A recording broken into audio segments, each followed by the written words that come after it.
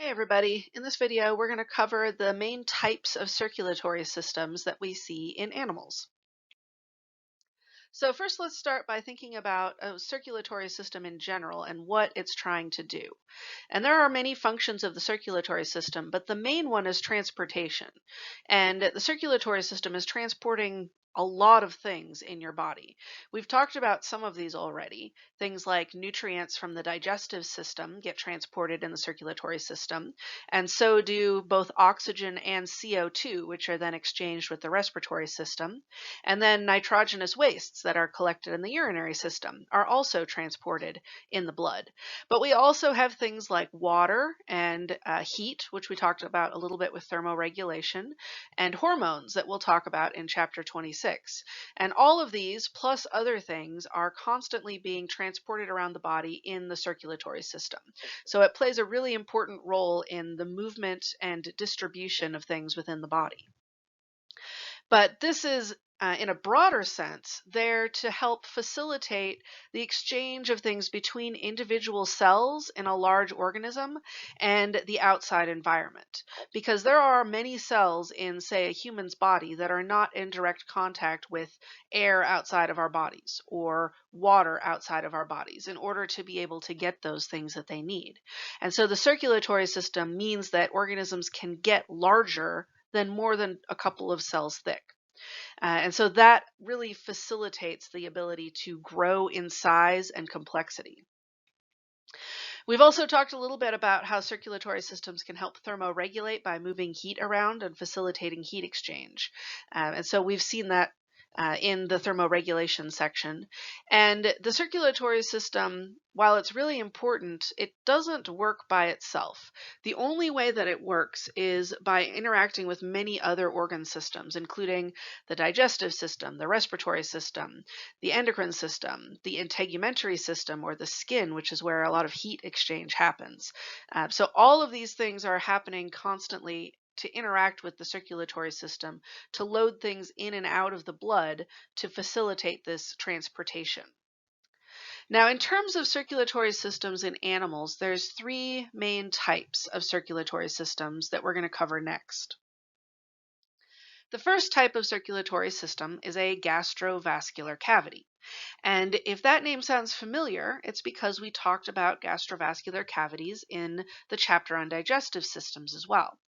And in terms of the digestive system, the gastrovascular cavity was the digestive system where you had one opening that served as both the mouth and the anus. And that same gastrovascular cavity that is digesting food and breaking it down into the component parts is also serving as the distribution center for those organisms. And so it's also the circulatory system. It's serving double duty in terms of both digestion and circulation. And this is because rather than using blood and blood vessels like we have in humans, organisms that have a gastrovascular cavity use direct distribution of nutrients, meaning that the nutrients are floating around in that cavity until they're directly absorbed by the cells that need them. And so there's no need to have some kind of elaborate transportation system. This is found mainly in cnidarians and flatworms. Cnidarians are things like hydra and jellyfish. And it really only works with organisms that are small and that are no more than a couple of cells thick, because the only way that direct distribution works is if you don't have to transport things very far. So here's our friend the hydra again. This is actually the same picture that we saw when we were looking at digestive systems. And we can see some of the same parts that we saw with that as well. There's the single opening at the top that food and waste are exchanged through. We have the opening in the center, and this opening in the center is where all of the digestion is happening, and then the nutrients can be taken up directly by the cells around the sides. And so you don't need to have any kind of fancy circulatory system because the nutrients are already right there. Our second type of circulatory system is called an open circulatory system. And the open circulatory system is common in arthropods, which includes the insects and also things like crustaceans, and then also mollusks, which are things like clams. And these are in the open circulatory system, they are now using things like hearts and blood vessels. But what defines it is that the the blood vessels are actually open on the ends. They don't connect back to themselves in big loops. So this is not what humans have. We have blood vessels that are all connected in a big network. There's no openings where the blood is just squirting into a cavity in the body. But with open circulatory systems, that's essentially what happens. And because they're combining their blood with all of the interstitial fluid that is usually surrounding the cells in your body, they don't have sort of true blood the way humans do. Instead, they have something called hemolymph. And hemolymph is sort of like if you take the blood and the interstitial fluid between the cells and mixed it up and used that instead of what humans circulate in our circulatory system. So it is the circulatory fluid, but it doesn't stay in the blood vessels. So here's an example of an organism with an open circulatory system. This is a grasshopper. That means it's an insect or an arthropod. And they have down their center a big tube that has a line of very simple tubular hearts. And these tubular hearts are what is going to pump the blood through these vessels. But then each of the blood vessels comes to an end and it just empties out into the body. And at other ends, there's going to be blood coming into these holes in the heart. And so this hemolymph is constantly moving and cycling through the body, but it's not staying in the blood vessels.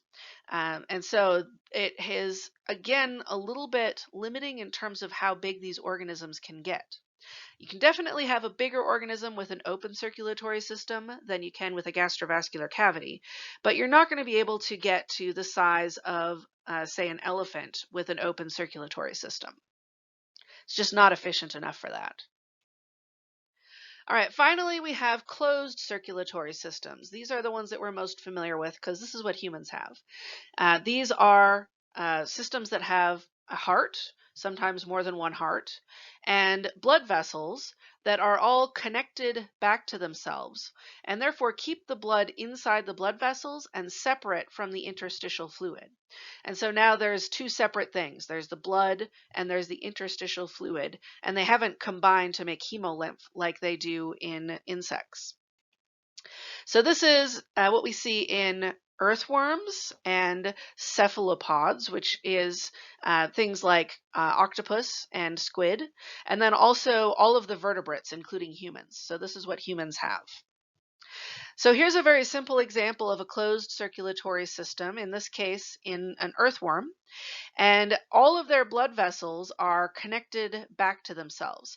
So you can see it's like a big circuit, and all of the blood vessels are always connecting back to themselves rather than just squirting blood into the body cavity. In the case of a heart of a earthworm, they have multiple hearts, but they're still pumping blood through those blood vessels, and it's always going to stay in the blood vessels rather than being in the body cavity somewhere. So this is a closed circulatory system.